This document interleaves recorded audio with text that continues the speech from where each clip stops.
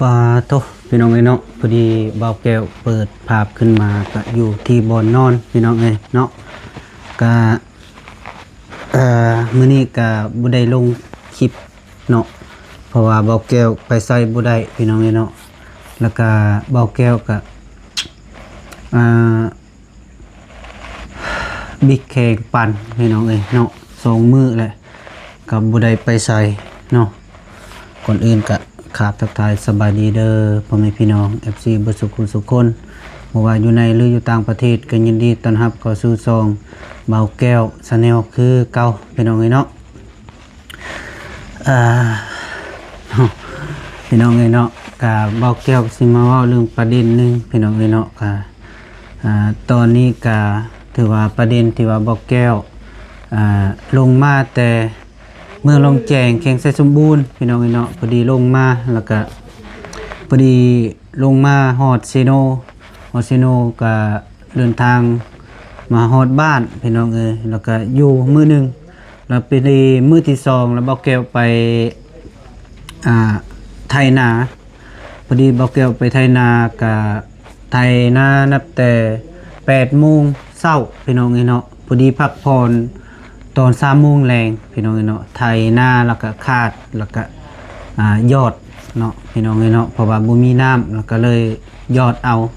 จากมันสิเป็นข้าวหรือบ่ก็ยังบ่ฮู้พ่อแม่พี่น้องเนาะหลังจากนั้นเบาแก้วก็ขึ้นมาแต่ให้นาแล้วก็ไปล้างแข้งล้างขาพอดีมีแข้งปั่นพี่น้องเนาะมีแข้งปั่นพอดี2 ชั่วโมงพี่น้องเนาะพอดีฮดเบิดแล้วก็เบาแก้วก็นอนพอดีนอนพื้นว่าซั่นซะแล้วก็2 ชั่วโมงจึงดีค่อยดีแล้วก็หลังจากนั้นแล้วก็เมื่อเนาะเบาแก้วบ่กล้าขับรถให้เมียเบาแก้วขับเนาะพอดีเมื่อแล้วก็ตื่นเช้ามาเพิ่นย่างบ่ได้พี่น้องเนาะมันปั่นอยู่ในแล้วก็ย่างบ่ได้เลยแล้วก็ฮอดมื้อนี้พี่น้องเนาะก็ FC ก็หลายคนมาถามว่าเป็นหยังเบาแก้วคือบ่ลงคลิปกลับมาบ้านแล้วก็บ่ลงคลิปเลยเพราะว่าย้อนหยังเพราะว่าก็เบาแก้วมีแข่งปั่นพี่น้องเนาะไปใส่บ่ได้ย่านเนาะย่านขี่รถไปแล้วมันมีแข่งปั่นแล้วก็ครึ่งรถบ่ได้แล้วย่านพารถล้มอีหยังนี่แหละพี่น้องเนาะก็เลยว่าเบาแก้วหยุดก่อนเนาะตั้งสติพี่น้องเนาะแล้วก็พอดี เบาแก้วส่งหาทางเบาเตียงพี่น้องเนาะมื้อนี้แล้วก็คิดว่ายังโดนแล้วก็เบาแก้วก็จะมีแผนการว่าสิกลับไปพี่น้องเนาะแต่ทางเบาเตียงเพิ่นว่ายุติแล้วเพิ่นว่าสิได้กลับเมื่อแล้วพี่น้องเนาะอีก 2-3 มื้อก็สิกลับแล้วพี่น้องเนาะมื้อนี้เป็นมื้อที่7แล้วที่ว่าการดำเนินการเฮ็ดเทือนน้องพรแล้วก็เทมุงเรียบร้อยแล้วพี่น้องกันกอแล้วก็ยังทอโบกบาดนี้ทอโบกนี่ประมาณอยู่2 มื้อหรือว่า3 มื้อนี่ก็จะสำเร็จพี่น้องเนาะตามแผนการทางว่าทางทีมงานที่ขึ้นมาใหม่ก็ลงคลิปเบาแก้วก็ติดตามไปพี่น้องเนาะแล้วก็เบิ่งนำเนาะแล้วก็ถือว่าโอเคเนาะยอมรับว่าทางทีมงานก็เอาใจใส่ว่าเฮ็ดเทือนให้น้องพรแล้วก็ทั้งนายสร้างก็ถือว่าลิงเนาะพี่น้องเนาะเพราะว่าเฮ็ดภายหนึ่งทิศนี่ก็จะสำเร็จนะพี่น้องเนาะถือว่าโอ้สุดยอดแท้งแล้วก็มีอีกทางทีมงานเจน้อมพี่น้องเจน้อมนี่เพิ่นก็มาเนาะก็เบาแก้วก็บ่ฮู้ว่ามีจักคนเนาะทีมงานเพิ่นที่มาซอยเฮ็ดเฮือนน้องพรแล้วก็พร้อมห้องน้ำพี่น้องเนาะก็อันนี้ก็เป็นการดีหลายๆคนถือว่าสนับสนุนถือว่าซอยน้องพรนี่ก็ว่าหลายพี่น้องเนาะทางว่าจิตใจเบาแก้วก็ยังอยากอยู่พุ่นล่ะพี่น้องเนาะแต่ว่าก็เฮ็ดจะได้มันจำเป็นโหดมือโหดยามลงมาแล้วก็ต้องมาพี่น้องเนาะแล้วก็สิเว้าเรื่องน้องปินพี่น้องเนาะน้องปินถือว่า กลับมาพร้อมกันเนาะแต่บ้านบ้านนำผ่าใหญ่พี่น้องเนาะมาฮอดแยกมาแยกอยู่บริคำไซพี่น้องเนาะกะน้องวันนี้กะจะน่าเป็นห่วงแหงพี่น้องเนาะแต่ว่าบ่แก้วบ่มีเฟซเราบ่จักว่าสิโทรหาเราเป็นใดๆเนาะพี่น้องเนาะก็มีแต่ทำใจทำบ่เตียงเพิ่นก็ดึกดื่นกลางเที่ยงคืนเพิ่นก็ยังโทรนำพี่น้องเนาะเพราะว่าย้อนเพิ่นเป็นห่วงเนาะเป็นห่วงทั้งสองคนบ่แก้วกับน้องปิ่นนี่แหละพี่น้องเนาะเพราะว่ากะที่ว่าลงมาถือว่ามากะด้วยความปลอดภัยพี่น้องบ่มีหยังเกิดขึ้นธมิตรเบาแก้วก็ยังว่าอุกอยู่ว่าคิดว่าน้องปิ่นสิเป็นแนวใดเด้เนาะพี่น้องเนาะเพราะว่าน้องเพิ่นก็ถือผ้าคาท้องแล้วก็ญาติแน่นะพี่น้องญาติว่าเป็นวินเป็นเวียนเป็นล้มประมาณนั้นพี่น้องแต่ว่าน้องเพิ่นก็บ่เป็นหยังเนาะมานั่งรถนำกันกับหัวม่วนอยู่พี่น้องเนาะก็เบาแก้วจวดไปนำนั่นแหละบ่ให้น้องโศกเศร้าเงาง้อยพี่น้องเนาะอยากให้น้องเพิ่นมีหอยยิ้มอีหยังนี่แหละพี่น้องเนาะก็แบบแสดงกละท่าทางพี่น้องเนาะอยากให้น้องเพิ่นมี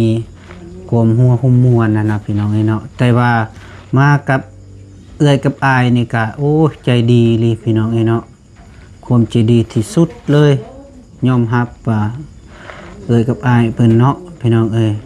เพราะว่าเฮ็ดหยังก็ตามใจเบาแก้วเลยเนาะเป็นซุปเปอร์รถนะอายเพิ่นในใดก็ได้เนาะแต่ว่าก็เอาใจเลยแต่ว่าเบาแก้วก็เลี้ยงสนับสนุนกับสุดทางพี่น้องเนาะบ่ให้เพิ่นซื้อมีแต่เบาแก้วซื้อที่ว่าเงินที่ผู้หลักผู้ใหญ่เพิ่นโอนมาให้เนาะที่ว่า700,000ที่เบาเตียงเพิ่นมอบให้700,000กีบแล้วก็เบาแก้วซุ่มเลี้ยงให้เพิ่นนั่นแหละซื้อน้ำซื้อข้าวกินตามทางพี่น้องเนาะเบิดทางเบาแก้วจ้างรถมาอีกแล้วก็จบของเบาแก้วเองพี่น้องเนาะก็ อันนี้ก็เป็นการดีเนาะแต่ว่าผู้หลักผู้ใหญ่ยังน่าเป็นห่วงเบาแก้วก็โอนเงินมาให้ก็ขอความขอบใจหลายๆพี่น้องเนาะแต่ว่าตอนนี้เบาแก้วส่งไปหาทางเบาเตียงทองพี่น้องเนาะเบาเตียงทองเพิ่นส่งมากลับมาว่ามีผู้หลักผู้ใหญ่เพิ่นโอนเงินมาให้อีกล้านกีบพี่น้องเนาะล้านกีบเพิ่นบอกว่าแก้วส่ง QR ไปให้แล้วเพิ่นสิโอนมาให้เนาะพี่น้องเนาะอันนี้ก็บอกแก้วก็ยังบ่ฮู้ว่าเป็นผู้หลักผู้ใหญ่ชื่อจังใดเนาะบอกแก้วก็ที่ขอบอกขอบคุณเพิ่นก่อนพี่น้องเนาะก่อนอื่นก็บอกแก้วก็ขอขอบคุณขอบใจเด้อทางผู้หลักผู้ใหญ่ที่น่าเป็นห่วงบอกแก้วที่ฝากเงินมาให้1ล้านกีบขอให้เจ้าอยู่ดีมีแฮงความเจ็บอย่าได้ความไข้อย่ามีขอให้เจ้าโศกมารร่ำรวยเด้อโดยสาธุเนาะที่ว่าเบาแก้วก็ดีใจแฮงเนาะถือว่าเบาแก้วอยากซอยน้องเพิ่นสุดใจแต่ว่าก็มันก็ฮอดมือที่ลงมาเบาแก้วก็ยังโศกเศร้านะพี่น้องเนาะเมื่อวานนี้ก็บ่มีหยังมีแต่ไป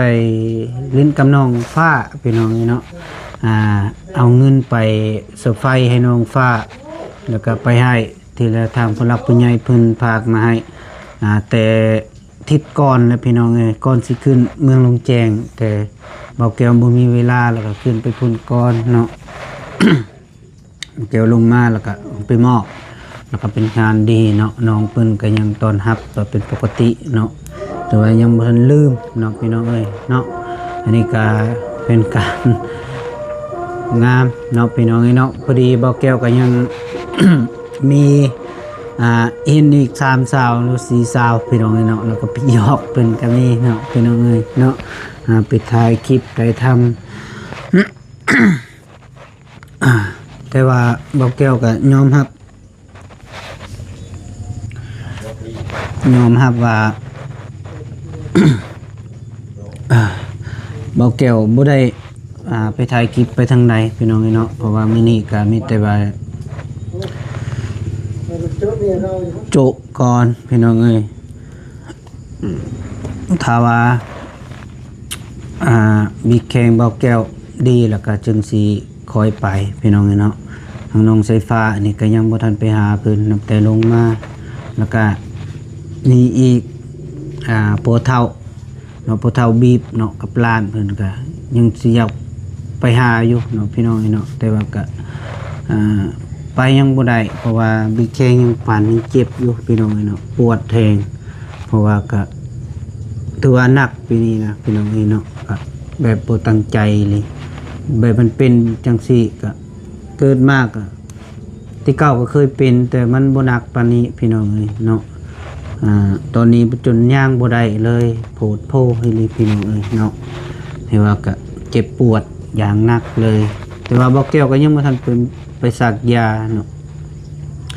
มีแต่รอถาพังเบิ่งอาการมื้อนี้กับมื้ออื่นพี่น้องเนาะถ้าว่ายังบ่เซาก็สิไปสักยา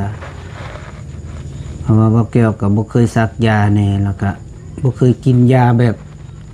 ลายนะพี่น้องเนาะมีแต่กินน้อยๆเอายันเป็นเปียเป็นรอยนะแล้วก็เลยกินตามเล็กตามน้อยคันบ่จำเป็นก็บ่กินเลยพี่น้องเนาะ มีแต่ละเราทาเบิ่งมื้ออื่นพี่น้องพอดี มื้อนี้บ่แก้วก็ซื้อยาอยู่พี่น้องเนาะเป็นยานวดกับยากินพอดีเบิด200,000ปลายพี่น้องก็บ่ได้หลายมีเบิด200,000อันนี้เป็นยานวดพอดีแสนหาตัวนี้เป็นมาคงแท้แล้วก็อันนี้เป็นยาแก้ปวดพอดีตัวนี้เป็น50,000 2แพงพี่น้องก็แพงพอสมควรเรื่องยานี่ก็ได้พอดีเบิด200,000บอกเกี่ยวสิลองนวดเบิ่งว่าสิเป็นจังได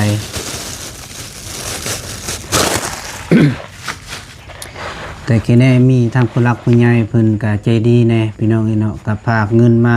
ให้แบบบอกแก้วใส่นี่ก็หลายพี่น้องเนาะก็หลายพอสมควรที่ว่าเพิ่นฝากมาก็ทางหลักๆก็เอื้อยเนาะเอื้อยที่เคยฮักเคยแพงบอกแก้วนั่นแหละเพิ่นฝากมา มาให้ตลอดอยู่พี่น้องเนาะแต่ว่าก็โดนเถื่อแต่ว่าก็เราก็ภาคเนาะอันนี้ก็เบาแก้วก็ขอบอกขอบคุณเพิ่นเนาะพี่น้องเนาะเพิ่นว่าเพิ่นก็ซอยเบาแก้วก็เต็มที่อยู่เพิ่นพาเงินให้เบาแก้วไปซื้อรถให้ลูกสาวเพิ่นก็พากมาให้เนาะพอดีเลยดอนพี่น้องเนาะไปซื้อรถให้ลูกสาวก็ให้นั่นก็ซื้อเป็นซื้อเป็นเครื่องแล้วก็นมแน่นะพี่น้องเนาะก็ซื้อให้ลูกกันแหละแล้วก็แต่ละมื้อเด้เพิ่นก็กิน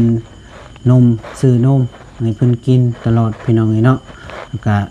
ทางเอื้อยเพิ่นก็ขอขอบคุณใจหลายๆที่ว่าฝากเงินมาให้ซัพพอร์ตที่บอกแก้วมาตลอดพี่น้องเนาะอันนี้ก็ถือว่าหลายพอสมควรเอื้อยเพิ่นก็ได้มีแต่บอกแก้วบ่ได้มีหยังสิตอบสนองเพิ่นพี่น้องก็หลายๆอยู่ที่ว่าเพิ่นก็